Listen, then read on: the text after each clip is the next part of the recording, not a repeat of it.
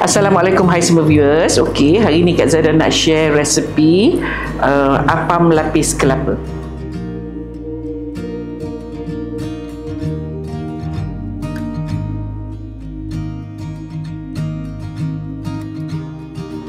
Mula-mula sekali kita perlu blend ataupun kisar ke semua bahan ya. Telur, minyak, gula, santan. Kalau perempuan nak ganti santan dengan susu juga boleh. Kemudian tepung gandum. Dan akhir sekali kita perlu masukkan ada 3 bahan dalam ni, iaitu baking powder, bicarbonate of soda ataupun baking soda dan garam. Kita perlu kisar hingga halus.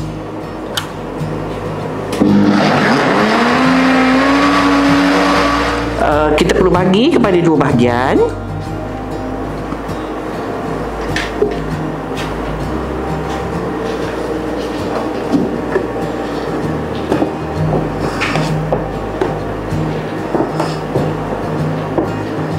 Okey, satu bahagian kita perlu letakkan vanila.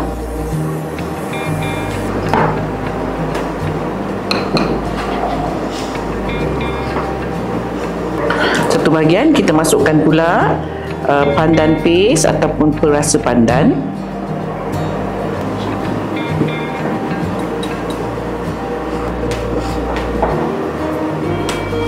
Sekarang ni kita nak buat intinya. So first kali kita masukkan air, daun pandan, gula merah bersama dengan gula putih dan sedikit garam.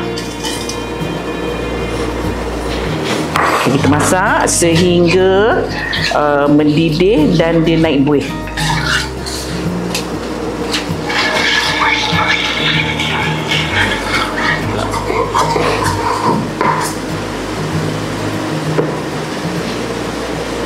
Okey. Dan kita masukkan kelapa.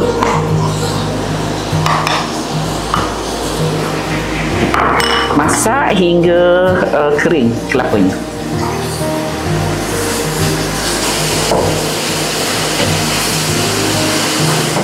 Okey, kita masak sehingga dia kering macam ni ya. Kak Zada tak letak sebarang tepung ke dalam inti ni sebabnya kita tak mahu intinya berat sangat. Jadi saya masak lama sedikit supaya gulanya tu kering. Jadi tak perlu letak sebarang tepung di dalam inti kita ni ya. So kita biarkan kering, dan lepas dah kering macam ni kita boleh tutupkan api.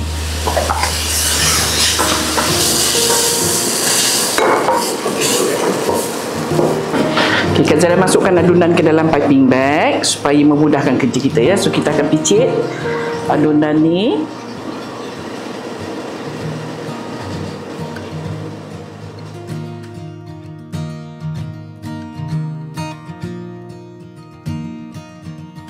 Okay, kita perlu kukus sebentar selama lebih kurang 3 hingga 5 minit saja.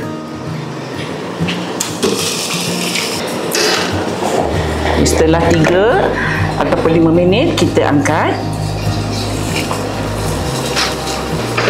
Okey, ni rupa dia. So kita nak letakkan intinya.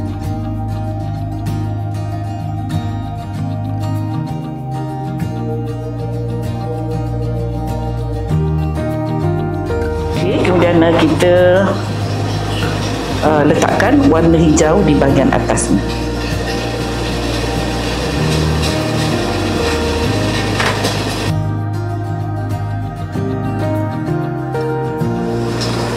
Kita perlu kukus selama 15 hingga 20 minit. Okey. Apam kita dah pun masak. Okey, nampak tu cantik ya. Okey. Alhamdulillah dah pun siap apam kita, iaitu apam lapis kelapa. Boleh dibuat berbuka puasa, dan untuk perempuan di luar sana, selamat mencuba.